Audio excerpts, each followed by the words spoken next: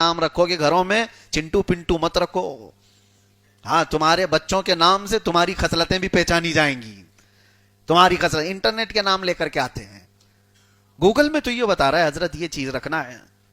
हाँ, तो तुम पता चल जाता है, मुझे बताओ तुम्हारे नाम, फिर पता चल जाता है कि तुम्हारा बाप कितना गूगली था या फिर कितना इस्लामी था।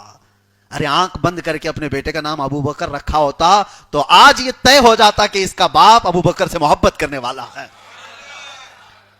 ये बात तय हो जाती थी। बिहामदी ताला मेरे वालिद गिरामी हमेशा ये वसीयत भी करके गए और नसीहत भी हमेशा ये करते थे कि अपने घर में हर बच्चे और बच्ची का नाम सहाबा और सहाबियात से रखो, इसलिए कि वो दुनिया के अच्छे लोग थे। खसलतें उनकी आएंगी, खसलतें उनकी आएंगी।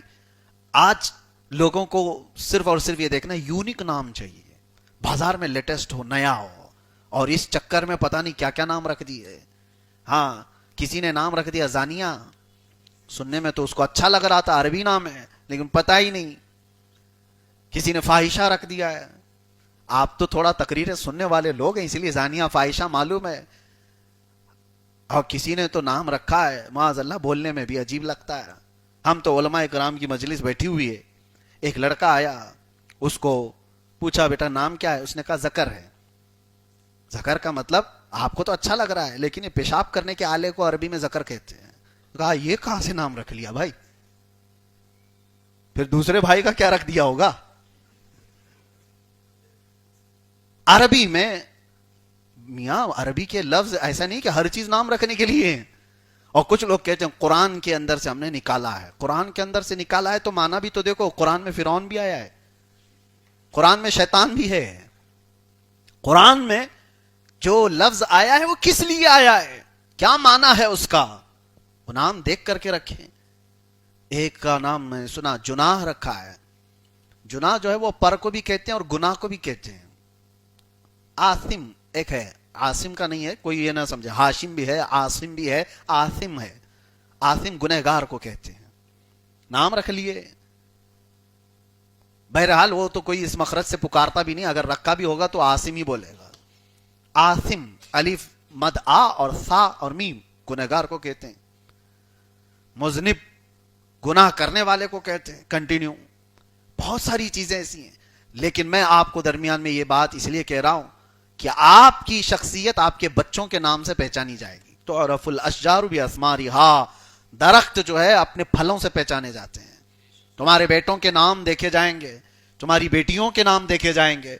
तुमने अपने बेटे और बेटियों के नाम कैसे रखे, इसी पर तुम्हारी खसलतें मालूम होंगी, तुम्हारी फितरत मालूम होगी। तुम चाहते क्या थे, मोहब्बत किससे थी तुम्हें। हीरो का नाम रखना है, हाँ आजकल ये हीरो बहुत चलता है, उसका नाम रख देंगे।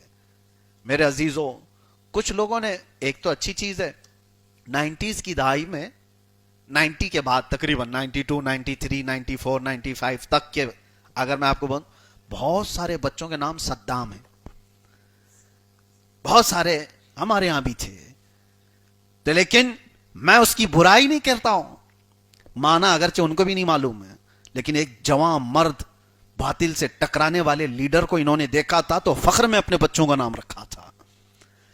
ये अलामत है इस बात की। उनसे पूछो तुम्हारे बाप दादाओं में तो कोई सद्दाम नहीं था, ये पोता सद्दाम कहां से आया, कहां से आया?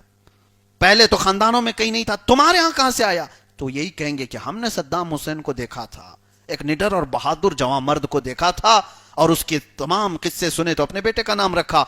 इससे पता चलता है, बेटे का नाम देख करके बाप की इच्छा और बाप की मंशा समझ में आती है कि ये अपने बेटे को जुआरी और चकारी नहीं बनाना चाहता था, एक बहादुर मर्द बनाना चाहता था, इसलिए ऐसा नाम रखा। चोर चकारों का नाम नहीं रखा। इसीलिए मुजरा करने वालों के नाम मत रखो, नाम रखो तो खालिद बिन वलीद के नाम पर रखो, नाम रखो तो रसूलुल्लाह के जानिसारों पर रखो कि उनके अंदर बुज़दिली ना आए। कभी तो बच्चे को यह पता चल जाए कि इसके नाम का मतलब क्या है। हमने अपने बच्चों का नाम हैदर रखा, हमने अपने बच्चों का नाम अब्बास रखा, हमने अपने बच्चों का नाम हमजा रखा। इन सारे नामों का मतलब एक ही है, दहाड़ने वाला शेर।